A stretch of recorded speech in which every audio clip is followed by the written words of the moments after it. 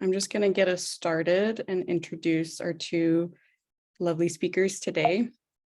So I have a quick agenda slide just to give you kind of an overview of what's going to happen today.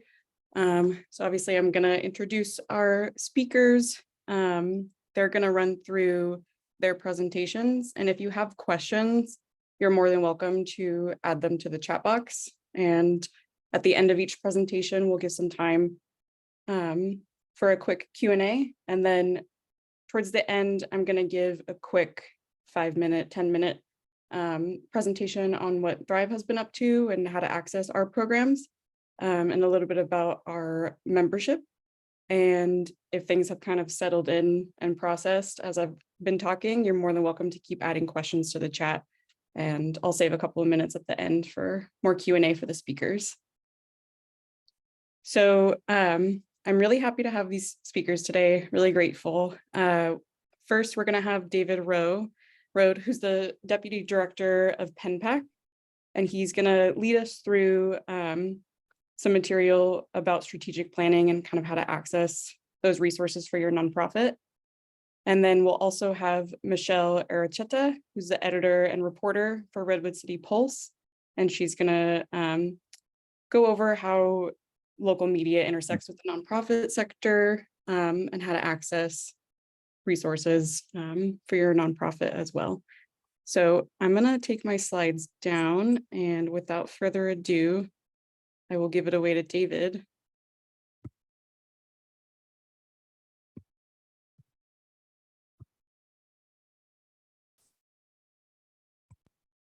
Thank you.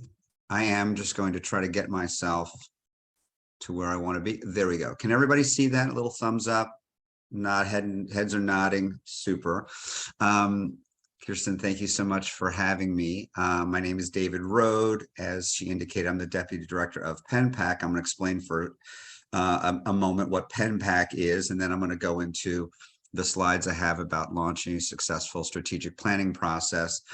Just a moment or two about me and just who you're talking to. I have my original professional background in consumer packaged goods marketing.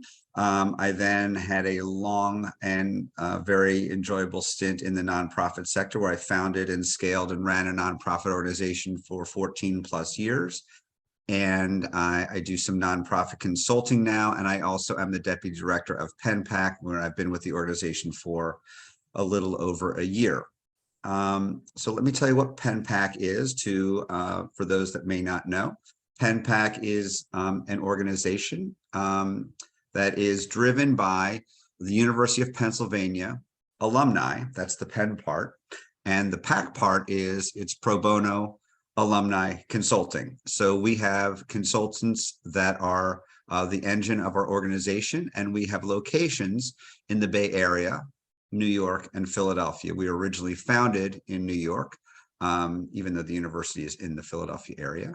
But we also have a thriving chapter, excuse me for the pun, in the Bay Area.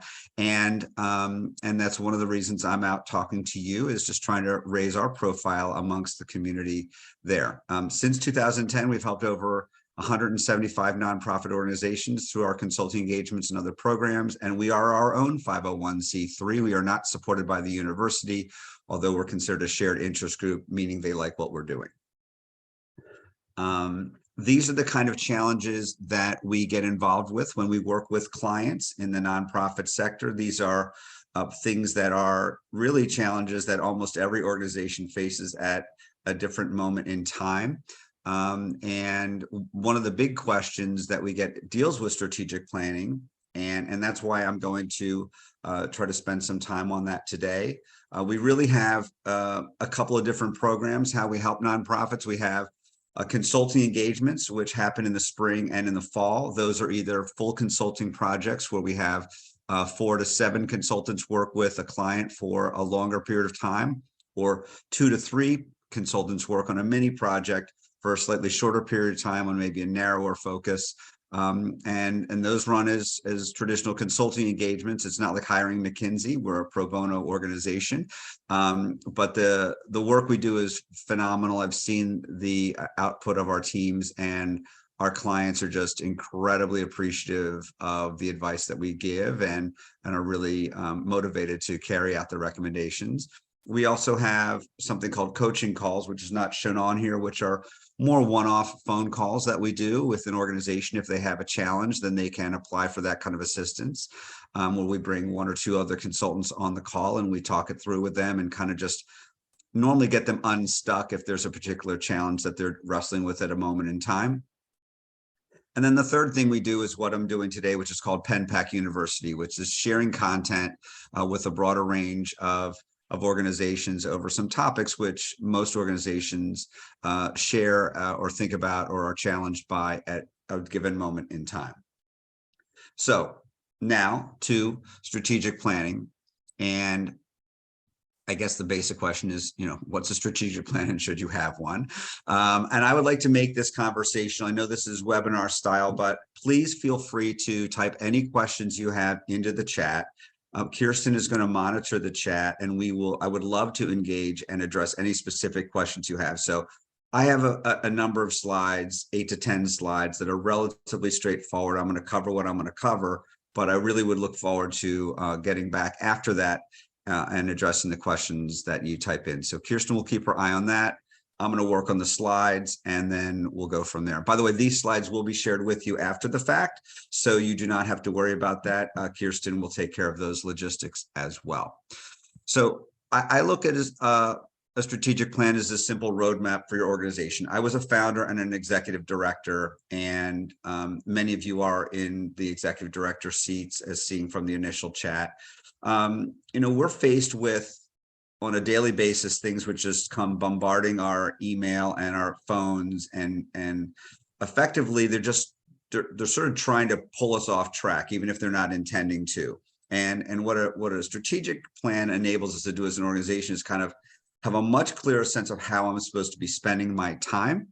It aligns the board and the staff on these key priorities so that you don't find yourself in those regular board meetings where board members have those great ideas, and then you have to spend a lot of time and energy sort of beating them to the side and making sure that you address their concerns because they're a board member, but you also don't commit too much time to that. And a strategic plan is a really simple way for you as an executive director or you as an organization to potentially say no from time to time to ideas and opportunities. Most of our organizations have limited staff, limited budgets, limited time. And while even something may be a quote good idea, there's only so many ideas and so many priorities we as an organization can address at a moment in time.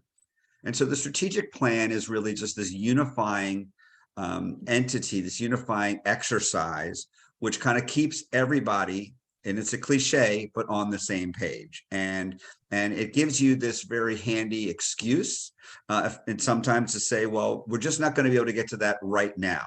We have some other things that we have all agreed as an organization we're going to put our time and energy against. So that's sort of the headline slide about like my view on what strategic planning is and why you should have one. And so let's get into some more of the details. So what does a strategic plan cover? It covers where you are now as an organization. Somebody should be able to read the strategic plan, and it's like the ultimate executive summary on who you are as an organization. You cover like who you are, what you've done now, what your programs are, what's going on. That's the now part, in some kind of a condensed version that would bring anybody who's needs to get up to speed. So that could be a potential board member, a potential partner, any of your stakeholders. A lot of times they will ask for a strategic plan. Do you have a strategic plan? And if you have one, it really kind of gives them this really quick study. More importantly than talking about where you are now, the objective of the strategic plan is to lay out a course for where you want to go. There is no magic time frame for strategic plans. If you're doing a 3-year strategic plan or a 5-year strategic plan or a 2-year strategic plan, that doesn't matter. What matters is it's in the future. It's not your to-do list that you're facing now. And it's the kind of thing that you as an individual and you as part of a team are going to work through to try to achieve something that is not available to you now, is not happening now, and can be available to you in the future if you follow this plan and execute accordingly. So it's meant to be in the future, not so in the future that it just is detached from reality. I mean, the further out you go, the more it becomes a thought exercise, but not a practical document. And I like to think of this as a practical working tool and not something that should just exist in a vacuum. A big piece of, the strategic plan is you as an organization identifying what's stopping you from getting between where you are now and where you want to be. That could be dollars, it could be people, it could be scale, it could be geography, it could be any number of factors. But this is where you have an opportunity to sort of identify what those challenges are, and then take the next most logical step and say, so what do we need to do about them in order to get where we want to go? So there's a lot of overthinking in my mind that goes on in the strategic planning process. But if you really just talk about where you want to go, what's in our way, and what do we need to do to get there, then you're going to really have a document which is going to be very helpful for you as a leader of your organization. So I break the process down into 6 steps. We want to read 30 articles about strategic planning. You're going to get 30 different perspectives on what these steps need to be and all the other things. And that's irrelevant as far as I'm concerned. What's relevant is kind of how you go about it and going about it in an organized fashion. So I'm going to talk about each of these a little bit. So phase 1. This is ultimately the planning, or preparation, excuse me. So before you start, and this is very important, there needs to be buy-in from the board and key staff that this is something worth doing. This is going to be a significant investment of time, and doing strategic planning, since everything is, in my mind, is a zero-sum game, means in the short term, you're not doing something else. As an organization, you've decided that this is the priority. We are going to invest our time to think about and come together about the organization. So you don't want to do this as an executive director and say, I think we need strategic planning. Conversely, you don't want a member of the board being all hell bent on strategic planning and the staff not thinking it's a good idea, because you don't want them handing over and say, oh, by the way, this is the plan we've come up with, good luck. So this really needs to be a cohesive unit that thinks that this is a priority. The next most logical step, once you accomplish the basic agreement that we should do this, is decide who is going to be involved and when. And this is a little easier than it sounds in practice. If you have a board of, let's pick a roundish number of 15 people, and you have a staff of 10 people, you do not want a strategic planning group of 25 people plus whatever working on this in an intimate way. This is going to be a small working group, in my mind, of 4 to 6 people who are going to be sort of the inner circle that are going to be working on the strategic plan. And then there's going to be sort of concentric circles of people that are involved, but obviously to a lesser degree. And so one of the things that is a reasonable approach from my perspective is having representatives of those key groups in this inner circle, but not everybody on that. So if there's a board of 15, maybe you have 2 board members that are part of the strategic planning process. You have maybe 2 key staff members, and maybe there's a couple of other people that need to be involved or are willing to be involved, because what people are making a commitment to is a series of meetings over several months of time, being responsive to things and not just saying they're involved. If they're really going to participate, they have to participate in a way that is meaningful, and that's going to take some time and effort. Then there's some basic things you have to do is figure out what kind of information you need to move ahead and decide whether you're going to retain outside support in order to do this. So I want to touch on this one particular subject of bringing in outside support, not because I'm a consultant and lead a team of consultants, but because this is actually one of the most important challenges that you'll face in this process before you get started. So I just wanted to give you some things to think about and consider, and you can do with them as you'd like. But, if you are going to do strategic planning, and somebody on your team, whether it's a board member or a staff member, has experience in strategic planning, then leading that process internally can be very doable. Conversely, you don't want to be learning on the job relative to this important exercise. And if you really don't feel like you have the internal skill set to do this, then that would obviously push you in the direction of potentially engaging somebody outside. Even if you have the skills and the experience of doing strategic planning, does that individual have the bandwidth to take on this commitment at this time, which is a whole other thought process entirely. If you, as the executive director, as an example, are deciding to lead this process, or you've been knighted to lead this process, will that really restrict your ability to participate fully? And what I mean by that is a lot of times we've been in big meetings and I'm running the meeting and I'm doing this and I'm doing that. And I've got my head in 9 places about running the group and making sure everybody's doing their things, but I'm really not thinking through and participating in the way I might have had I had a facilitator, taking that leadership role in that moment, and me being one of the people that was engaging as an inner circle person. Some of us need help to keep us on track. We can have all the best intentions in the world about getting started with something, but sometimes an outside person's good about, okay, 2 weeks from now, folks, we're going to do this, and they can play bad cop and kind of schedule the meetings and do all that stuff. And then not the least of which is, do you need some help writing the actual document itself? And sometimes that is a key role that an external resource can play.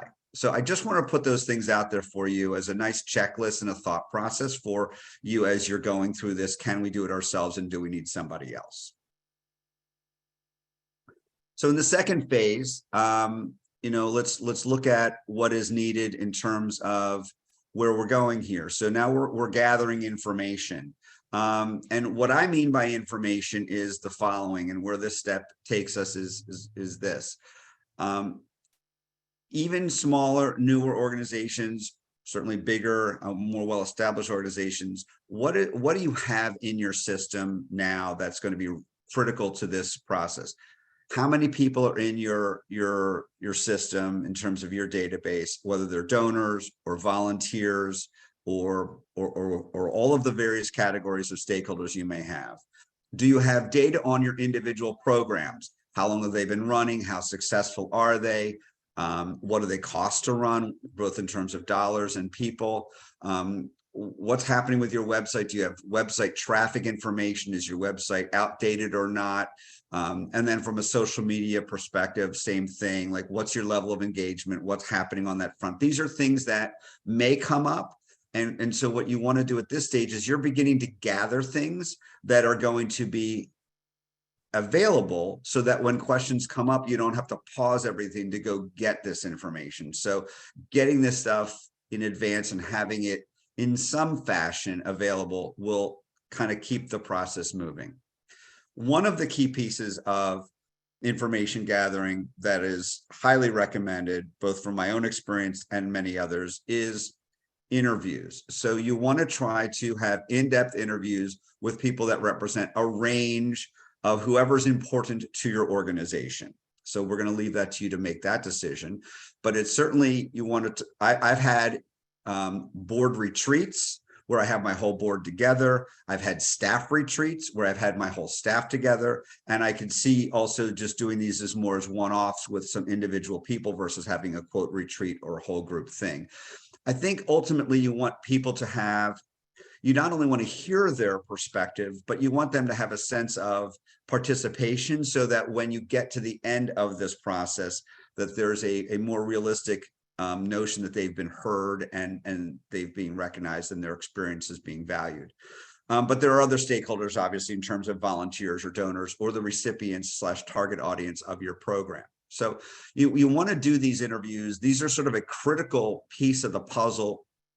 And what it does is sort of takes it away from any individual member of the team trying to dominate and steer the strategic planning process. What this really does is gives you the ammunition / information that enables you to have a thoughtful process and to be saying, well, these are what people are saying are the challenges, issues, opportunities, et cetera. And then what I envision doing at this stage is distilling this down into a SWOT analysis, which is, again, for those that are not familiar with the terminology, strengths, weaknesses, opportunities, and threats. And then you sort of group things, and ultimately your strategic plan is going to be elements that are already been living in that SWOT analysis. If something is a major weakness and you want to correct that, then you can agree like that's one of the things that should be part of our strategic plan. Same with an opportunity, same with the strength, building off of a strength. You get where I'm going. So that's that second phase ultimately. The next phase is hopefully easy, and it kind of gets everybody again on the same page as you get started in the strategic planning process, is really making sure everybody agrees on your mission, vision, and values.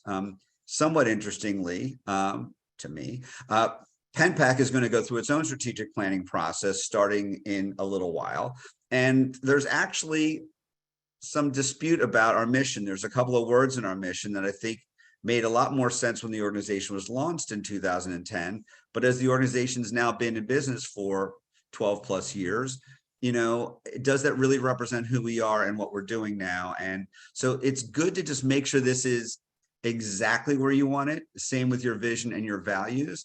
And it's a good way of kind of bringing the team together and giving them something relatively easy to work on.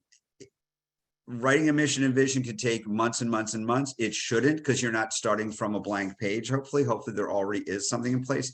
This is sort of a way of making sure that this is what we believe is the right thing to move forward with. Now here's what I consider the guts of the exercise from strategic planning, which is, you know, the goals and objectives phase. So when you're looking at your upcoming strategic plan, to me, this comes down to the idea of what are the 3 or 4 things we as an organization are going to focus on. That's it. That is the essence of a strategic plan. There's no right answer for what those things should be, because that actually has to be specific to the circumstances of the organization. But if you realize that building a more committed and more diverse board of directors is important, then that's one of the things. And there's a whole lot of action steps that are going to need to take place in order for you to get there 2, 3, 4 years down the road. But you can only do so many things. So there's a couple of these major strategy areas that you're going to work on as an organization. And that's where the agreement, and that's where I think the secret sauce of strategic planning comes in, is this section is like, how can you gain consensus and not be willing to say, well, but we need this thing and we need this thing and we need this thing. Now, all of a sudden your strategic plan's got 7 or 8 things and it's not a strategic plan anymore. Now it's just a project list, and now you'll never get to all those things anyway. So the hard part is maybe saying these things come first, these things take precedence, these things are more important, or these things will have this ripple effect, which could enable these other things to happen down the road, but we can't do B before we do A. And so I think this is really the part where discipline comes most into play. And this is where sort of holding yourselves to this notion of a limited number of priority areas is critical. And then what you take is these broader things. So let's say growing our board is the big thing.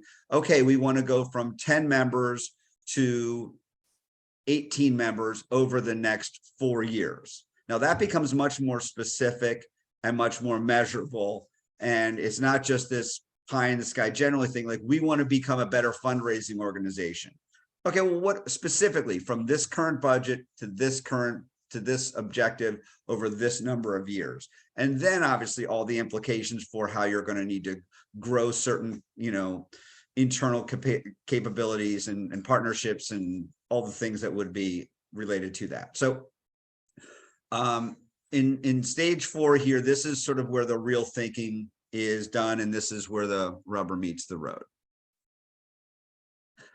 when we're talking about building a draft of a strategic plan, I just want to either reassure you or caution you that there is no right answer as to what that format should take. I am a believer in shorter is better than longer, because if you want this thing to actually be read and become viable, it should be in a format that can be digested in a reasonable amount of time. It doesn't have to be prose. It can be mostly bullet points, whatever. But this is something that, you know, this is an iterative process at this point. You can send in drafts are going to go to the staff, drafts are going to go to the board. You're going to have them comment and increase, you know, both perspective and buy-in, hopefully.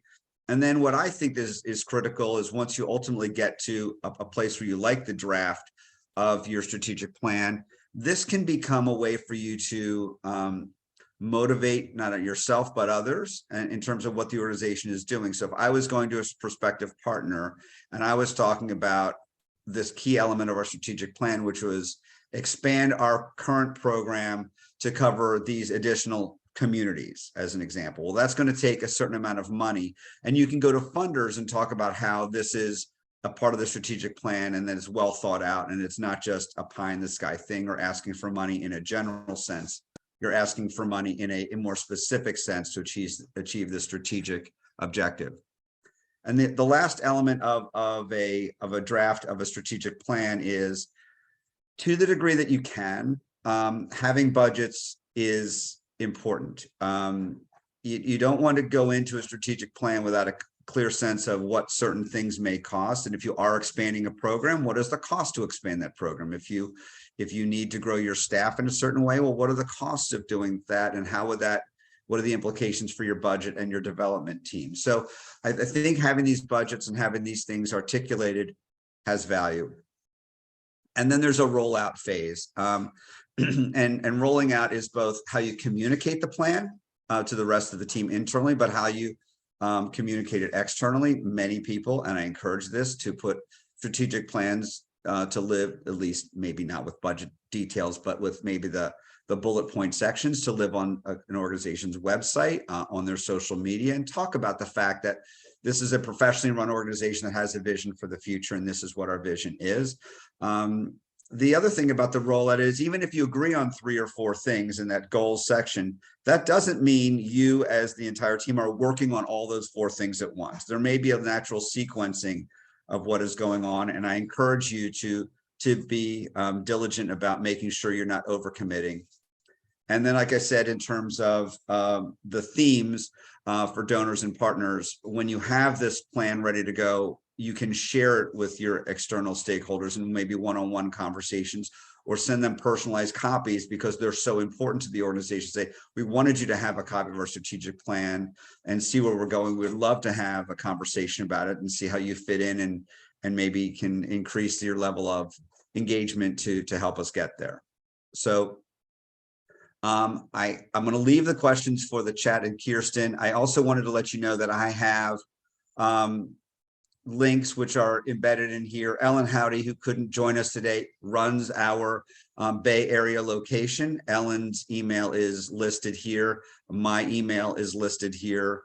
And there's some other links that you could use to apply for consulting assistance, our website, our LinkedIn. You can follow us and just see various announcements that come out about the organization. But Kirsten, that's all I have at this point. If there are questions, I'm happy to entertain them. And if not, we're happy to turn them over to Michelle. Yeah, we did have a couple questions come in. I'll start with the initial ones. So there's some questions about alignment. Someone said it's not always easy to reach alignment between so many people. Do you have any tips? And is this wisdom that you can share with us? Yeah, the key to gaining alignment is that notion of how many people are on the internal team, and that they're going to be part of this working group that's going to be really driving things. If you have the larger the team gets, the more difficult, almost by definition, it is to gain alignment. And so there has to be a willingness to allow maybe some people to represent a broader audience. And what I mean by that is, again, if your board is 15 people and all 15 people on the board want to be on the strategic plan, it's just not practical. And I think one of the ways to resolve that is let them know what the time commitment and the cadence of meetings is going to be and things of that nature. And people will, well, I can't do that. And well, I can't do that. So you can gain alignment and keep alignment by having touch points throughout the process where it's not just like, hey, we've started the strategic plan, and then 4 months later, hey, we're finished. I think part of the process, part of the way you do that is surfacing and at various touch points in time and saying, this is where we are so far. This was the consensus from our stakeholder interviews. This is where we got to with our SWOT analysis, and kind of bring people along so that they can kind of preview where you think this is going. And then especially when you get to those goals, these are the goals that we envision honing in on, and preview those so that people aren't seeing them for the first time when they are getting the finished version of the product. But gaining alignment is hard. And I think it's also maybe important in terms of when your committee, the strategic planning committee starts, is, you know, developing or even just speaking openly about what the culture of the working group is going to be. That, you know, not everybody may get everything that they want in this plan. There has to be maybe a sense of give and take, and that we're all working for the best thing. So if your one best idea doesn't find its way in there in the way you imagine it, it's not because we don't think you're smart or it's a good idea. It's just maybe some of these other things are deemed more important at this time. So I think a healthy conversation around that culture and how the group's going to work together up front could also facilitate maybe a sense where people might be more willing and able to come together. So I want to be mindful of time. There are a couple more questions, but I'm going to have us jump to Michelle's presentation, and then we'll save the questions towards the end. So if you're able to stick on and answer those questions, that would be great. And then anyone else who wants to stick on and have a little Q&A, you can do so. So I'm going to share my screen and hand it over to Michelle.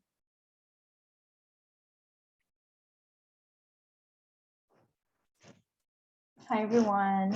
Good morning. My name is Michelle Irancheta. I'm the editor of the Redwood City Pulse. Some of you may already know me. I recognize some of you. I've met some of you. Others, this is probably your first time hearing about the Redwood City Pulse. That's okay. By the end of this, I hope that you guys come away with a better understanding of who we are, what we've accomplished in the last year, year and a half that we've been around, and what we plan to accomplish in the coming years, and how we can help your nonprofit or business. But before I get into our presentation, I want to tell you a little bit about the impact of local media and why it matters to you and how you can get involved. So Michelle, I'm so sorry to interrupt, just really quickly. It sounds like there is a little bit of feedback on your microphone, like it's rubbing against material. My hair, probably. Okay. Okay, good. So I want to tell you a little bit about us, the Redwood City Pulse. Is that better?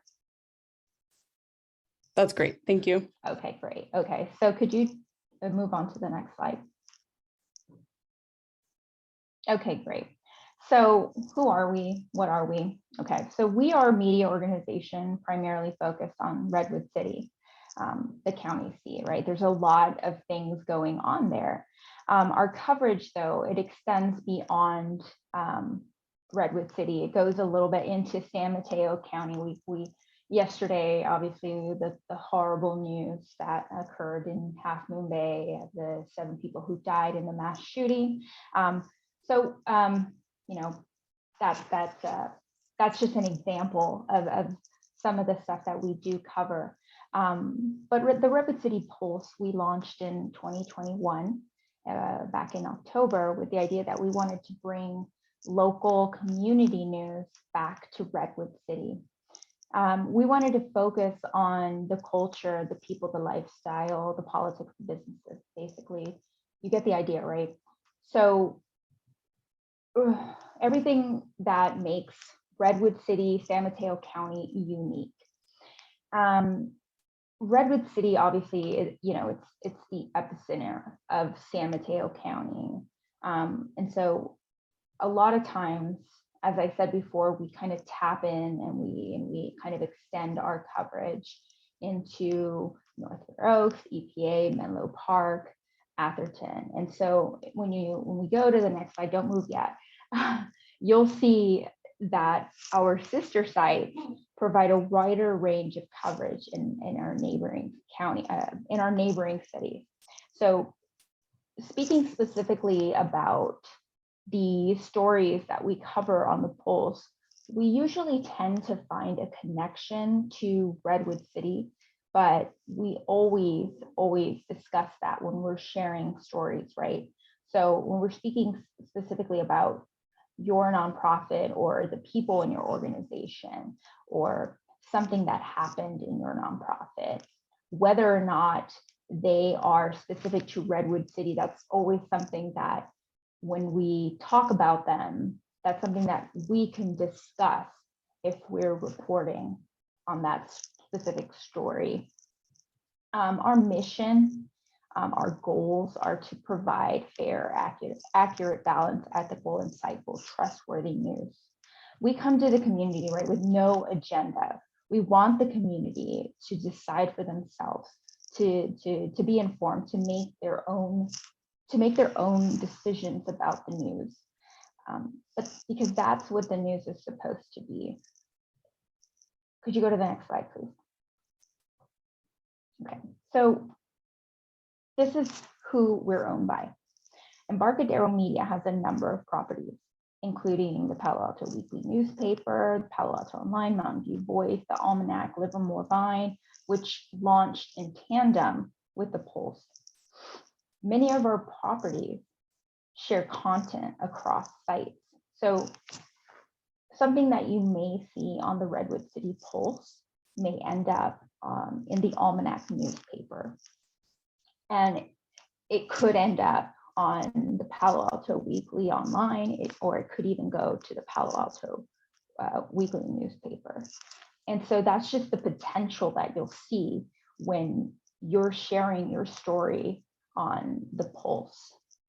You have that ability to gain that exposure, to be able to have that wider audience for your company, your nonprofit. So our company's history goes back 40 years. Our founder, our publisher, our CEO, our former CEO, Bill Johnson, he launched the Palo Alto Weekly about 40 years ago. We have won awards. We've been providing the Mid Peninsula and even the East Bay, award-winning news. Actually, I do want to mention that Bill Johnson recently retired. Good news for him. He's going to be spending time with his grandchildren. But Adam Dawes has taken over. He's spent the last 14 years developing tech for Google, and he's lived on the peninsula his entire life. So he recently took the helm. And Bill Johnson is not going far. He is going to be the chairman of our board. So again, if you're looking at this side, just again, think about the potential for your CEO, your story. It's going to have the potential to be told across multiple properties. So could you go to the next slide, please? So let me tell you a little bit about me. I know you've been listening to me for 4 slides and you're probably like, who are you? Why are you talking to me? What is going on? Okay, so let me just tell you a little bit about who I am, where I come from, and all of that. So again, my name is Michelle Iracheta. I came to the Bay Area in 2021. I helped launch the Redwood City Pulse, again, with this idea that we were going to bring community news back to Redwood City. So when you send a email to us, or you reply to our newsletter, or when you send a contact form to our website, it goes specifically to me. I read every single one of those. I'm involved every time. I love the feedback. I know that sounds, lovey-dovey, it sounds silly maybe.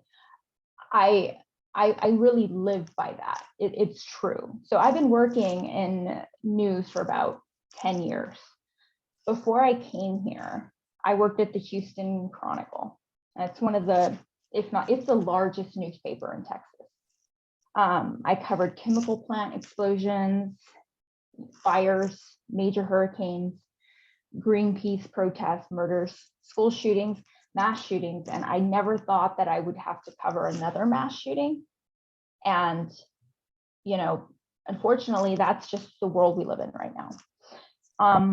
So could you go to the next slide, please?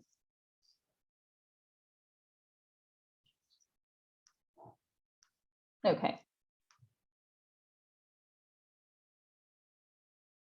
Okay, could you go back to the last slide, please? Sorry. So I just want to mention that we're the people on the polls are two people. There's two of us. There's Leah Worthington, who is of Menlo Park. She's from Menlo Park. And you may, if you have ever done a story with the Pulse, if you've ever pitched anything to the Pulse, you've probably met her. We're small, we're a mighty team, but all of the content that's on the site, it's original content produced by us. So the reporters, other reporters, they're just like us, right? They're local journalists at this point. They're reporting about news that really matters to us, right? So we're really proud of that because our names are on those stories. So we can guarantee that we're taking this really seriously. So when you're sending us a story, when you're sending us an idea, when you're pitching us something, it's not something that we're going to take lightly. This matters to us because at the end of the day, these are things that we're putting our bylines on. So could you please go to slide 6? Okay, so let me talk a little bit about local news and why it matters. So the city of Redwood City has more than 81,000 residents. By one estimate, has 85,000 according to the US Census, but not one dedicated news source. Let me tell you a little bit about that, right? We have Climate, we have Patch, we have Daily Journal, great news sources, great, absolutely great. All of them do an amazing job of providing regional coverage. They do a fantastic job. They highlight some of the great things happening in Redwood City or around the area. Specifically the Daily Journal, I subscribe to the Daily Journal. I read them every day. John Lewis does a fantastic job of providing hard news all around the county. The Pulse's aim, however, is to localize stories, further localize stories, to talk about the people in the community, the people that are making the difference, making a difference in the community. Interesting people, local entrepreneurs, the people that are on the ground, business leaders, because we think that those voices sometimes are often overlooked or ignored by some of these larger papers. And that's not because, that's not intentional, we don't think. It's just because maybe there's a lack of resources, or maybe there's just not any time. And that's just the reality of local news right now. And that happens to us as well. But I think our mission specifically is to get into that, to really just find that niche. And that's really what we want to do, right? And so it's just kind of really, if you go to the next slide, this is kind of where we get into the nut graph, is kind of what we say in news, right? The decline of local news has really put a lot of communities at risk, especially for its most vulnerable citizens, underserved communities. So we're seeing a lot of that, right? In the last, I don't know, couple of years, decades, right? Couple of decades. And these are affecting poor, older, the disabled, less educated. You want to know something wild? According to the US newsdeserts.com, California lost the most daily newspapers of any state between 2004 and I believe it was 2019. It beat Texas, New York, and Illinois. Just let that sink in. That's insane. So why does that matter? Because local journalism supports a healthy democracy, right? So a local news media can be a place where people come together to talk about local events, their neighbors, public health issues, discuss problems. Perhaps, you know, they can talk about a charitable person, something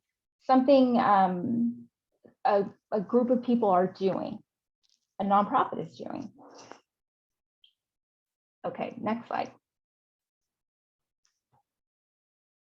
So this is just an example of some of the stories that we are currently covering. And there's so many more stories that we cover.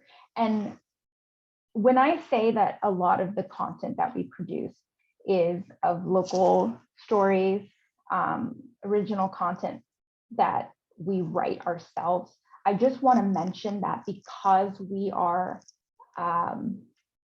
of Embarcadero Media itself, that we have local reporters. And again, we have these regional, you know, the Almanac, the Palo Alto Weekly, the Mountain View Voice, all of these places. A lot of that, we pull these stories from these local journalists.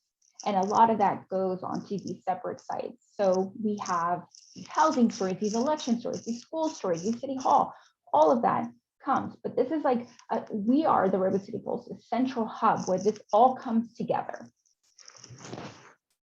So when you're pitching us a story, or we're telling your story, just know that, you know, we cover the people. That's just the last little box here, if you see that. So go to the next slide, please. Okay, so this is just some recent coverage, just kind of an extension of what the last slide is. These are, again, are examples of what we cover. So if you're pitching us or we're telling your story, you're in good company. We have an array of topics that we cover, from straight news to features to business. We have the story from our very popular history blogger. He writes news every Friday.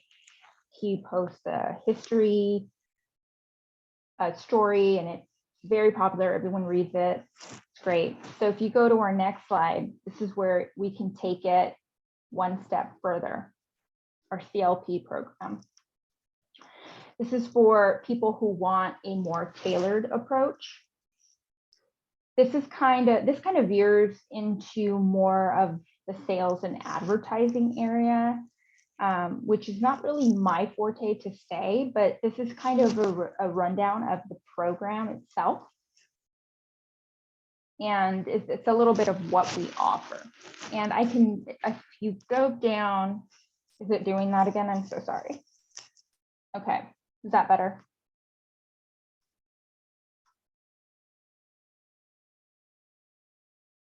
It's better, thank you. Okay. All right, so this is kind of a rundown of the program that we offer. And in a couple of slides, you'll see exactly what that looks like. So again, news should be accessible to all. And what you get for from this program is could you go to the next slide and I'll show you a sponsored section. And go to the next slide. Yeah, so this is what it looks like. And this is called, you get to basically choose exactly what types of stories you want on our website. So for instance, the Y wanted stories that are kind of like feel-good stories about dedicated organizations, people who are making a difference in the community. So we have, as the polls, free reign to kind of write about different organizations, about different people. And so it's not necessarily they're telling us specifically who to write about. We just decide. And so, for instance, if you pitch us a story or we find a person who's making a difference in the community, this is a place where they would go, right? This is a great place for them to be at. And this is our sponsored section, specifically paid for by the Y. Of course, there are other places where we can place those stories as well. And if, for instance, you decided to have your own sponsored section, it would be something completely different if you wanted it to be. And again, I don't have all the information on this because this, again, is the sales advertising side, and that would need to be going to our sales director. If you go back to the 2 slides back, and you would reach out to him, and I have his contact information there. He would be much better person to speak to.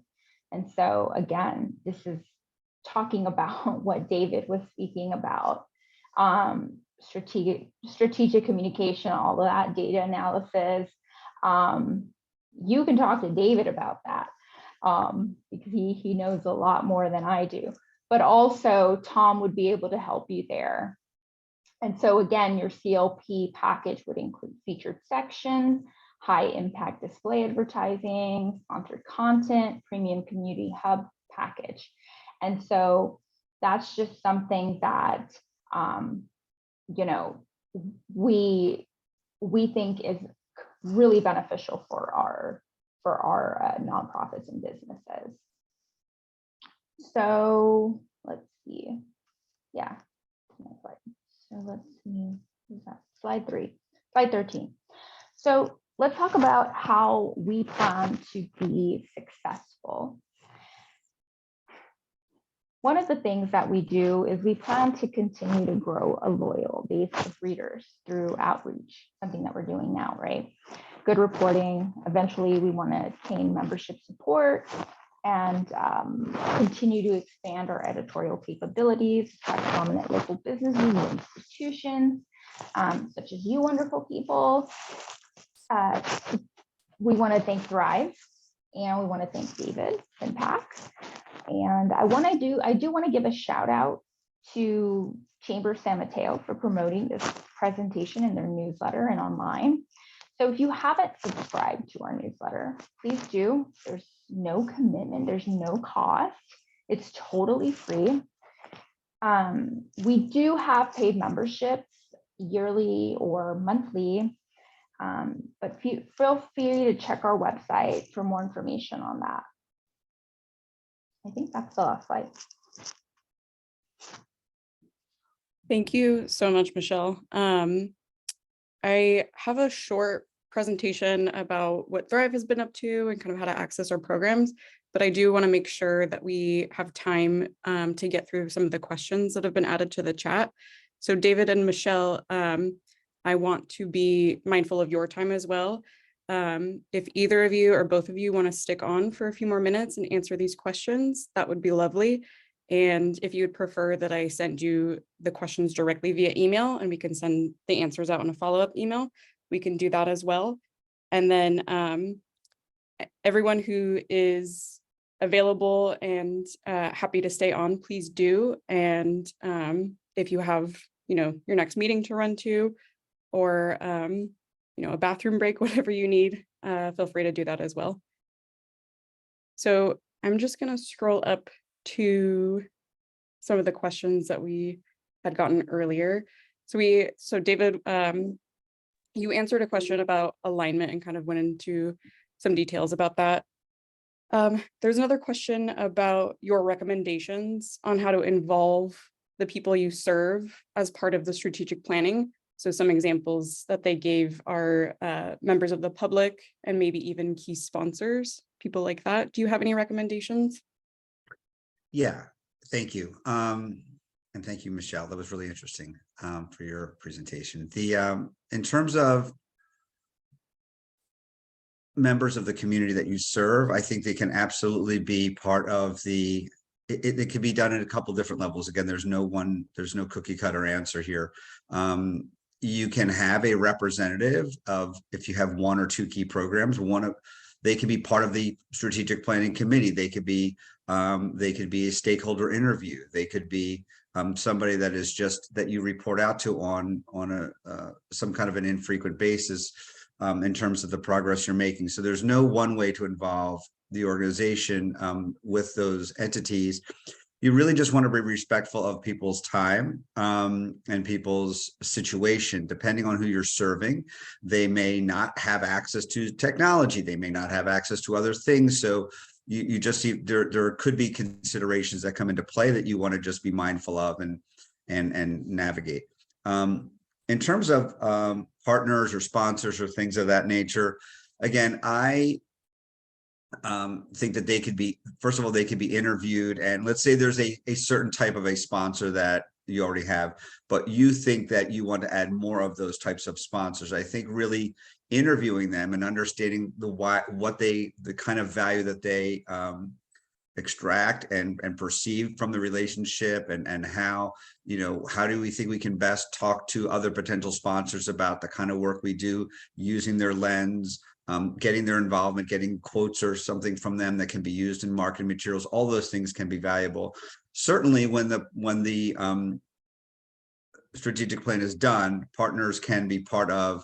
I've been part of a partner summit where you have all the partners come on and you can share the plan with all your partners at the same time. This can be done virtually, obviously, and you can share the strategic plan and walk them through it, because they are key and they've already invested in the organization, and you want them to know that their investments are going in the following directions, and that could also spur other opportunities for them to expand their level of involvement. They may be involved in one particular thing, but maybe seeing the strategic plan gives them insight as to where the organization is going and opens up other possibilities for how they can engage.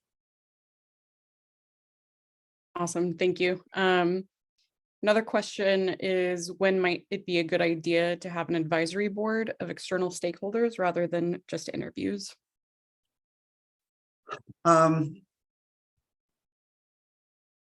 Well, there's sort of two questions within, there may be more than one question in the question. So if you have an advisory board already, and you have a governing board or strategic board or fundraiser, if you have multiple boards, then how to involve both of multiple boards is a legitimate question.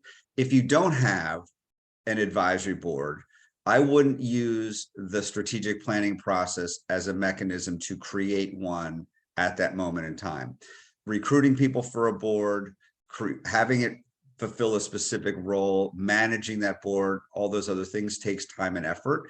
And I just wouldn't initiate that while I'm initiating strategic planning. So it really would depend on, what are all of these different groups that you want to have be part of this process versus maybe, as you said, just interviewing one or two people. So I think that's a little bit more situational, and I would have to really understand a little bit more about some of those things. The other two questions I saw were, one is about how long the process could take, and then I saw a question about the SWOT analysis. So I will just launch into those in the interest of time and try to address those. Strategic planning, I mean, it could take well over a year, but I think the normal range of time I've seen is sort of this 4 to 5 months. That's a reasonable amount of time.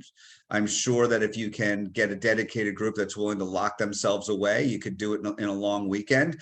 But the reality is it takes a couple of months because you're dealing with various steps in the process. There's information to be gathered, and not everybody has that bandwidth to kind of just go off the grid for days and days and days at a time to kind of come out the end with something.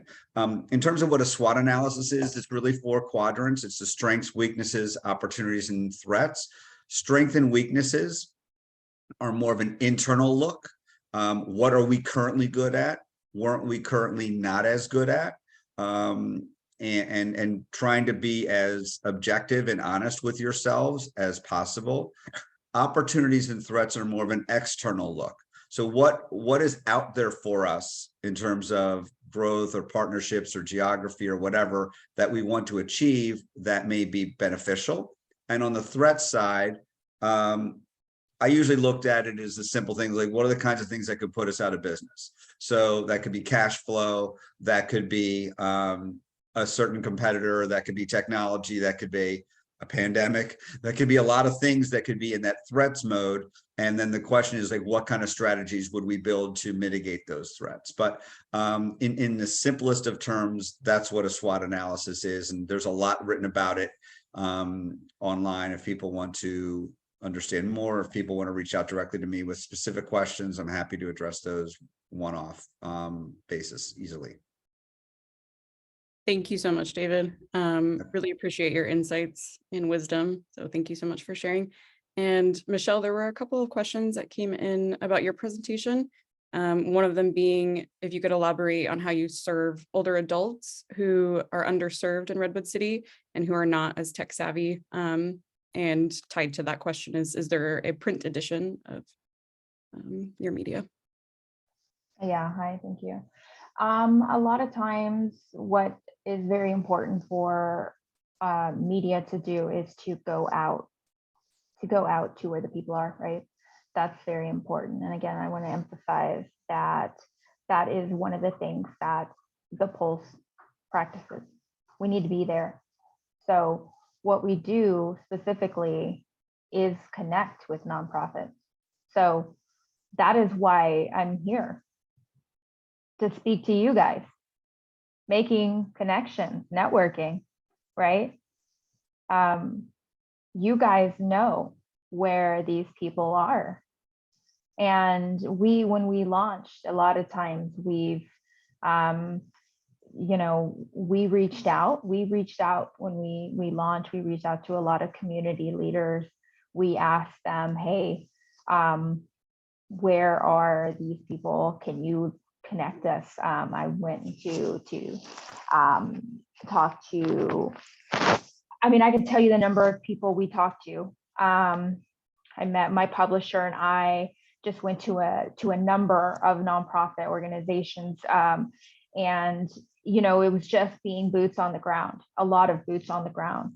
There was a number of people here, Nancy and Lisa, and, just talking to people is very important. So that was that. No, unfortunately, there is not a print edition, and that's unfortunate. And then I'm going to sum up the last couple of questions, more of a logistics question. So how long before someone's event would you prefer to be pitched, like 1 to 2 weeks or more? And then what format is most desirable for those pitches, like through your website, through email, on the phone? How long should it be? Yeah. It really maybe 2 weeks, 3 weeks, up to a month, something to put on our calendar. I would love emails, maybe a press release. It could, a contact, just, I'm a millennial. I don't really do phone calls. That's just me. My reporter is the same way. So email works, text works. That's just our speed.